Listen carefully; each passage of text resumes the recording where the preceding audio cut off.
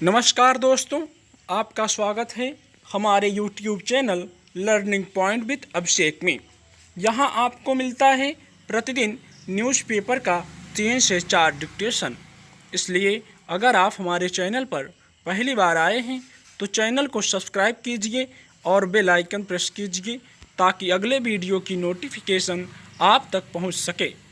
Video को like कीजिए, अपने दोस्तों को शेयर कीजिए और अंत में हमें कमेंट करके ज़रूर बताइए कि आपको ये डिक्टेशन कैसा लगा।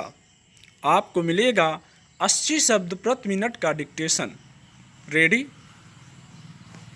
स्टार्ट। इस बार सर्वदलीय बैठकों के बगैर ही संसद का मानसून सत्र आयोजित होने जा रहा है। ये बैठकें कोरोना वायरस से उपजे संकट के कारण नहीं हो सकी, लेकिन यह कोई खास बात नहीं। इस तरह की बैठकें औपचारिकता ही होती हैं। इन बैठकों के जरिए संसदीय कार्यवाही को सही तरह चलाने का संदेश भले ही दिया जाता हो, लेकिन आम तौर पर इसके उलट काम होता है। क्या कोरोना संकट के कारण इस बार कुछ अलग होगा? इस बारे में कुछ कहना कठिन है। फिर भी उम्मीद यही की जाती है कि पक्ष विपक्ष दलगत राजनीतिक हितों से परे हटते हुए राष्ट्रीय मसलों पर गंभीर चर्चा कर देश को सही दिशा देने की कोशिश करेंगे। इस बार ऐसे कई राष्ट्रीय मसले हैं जिन पर सार्थक चर्चा की कहीं अधिक आवश्यकता है। एक बड़ा मसला तो वास्तविक नियंत्रण रेखा पर अहंकारी अड़ियल चीन की ओर से पेश की जा रही चुनौती है, और दूसरा कोरोना वायरस के संक्रमण पर लगाम न लग पाना। कोरोना के कारण अर्थव्यवस्था को पहुंची तगड़ी चोट भी एक गंभीर विषय है। ऐसे गहन संकट के समय यदि संसद दलगत राजनीति का अखाड़ा बनी तो इससे दुर्भाग्यपूर्ण बात और कोई नहीं होगी।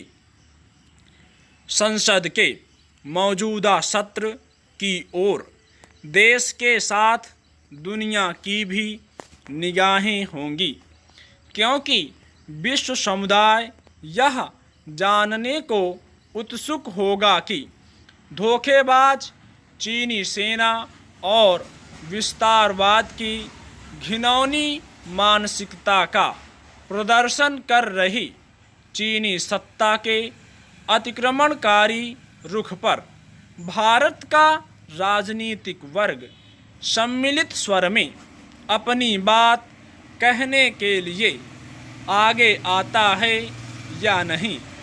लद्दाख में वास्तविक नियंत्रण रेखा के हालात को लेकर होने वाली चर्चा में तानाशाह चीनी शासकों की भी दिलचस्पी होगी। इस दिलचस्पी का एक बड़ा कारण यह है कि जहां वामपंथी दल उनके कुटिल इरादों पर मौन साधे हुए हैं, वहीं कांग्रेस मोदी सरकार को कोसने में लगी हुई है।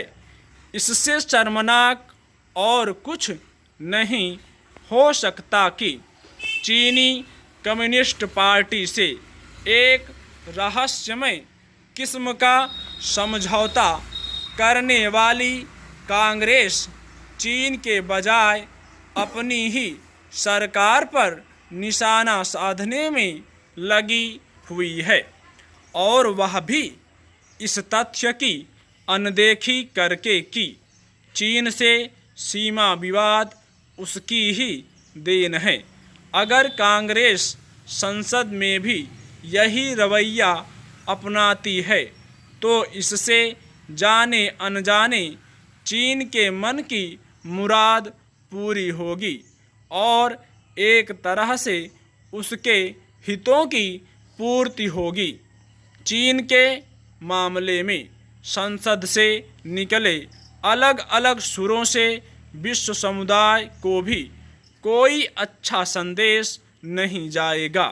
बेहतर हो कि पक्ष विपक्ष यह समझें कि वक्त का तकाजा यही कहता है कि संसद एक सुर में देश दुनिया को यह संदेश दे कि भारत का राजनीतिक वर्ग चीन के खिलाफ एकजुट है।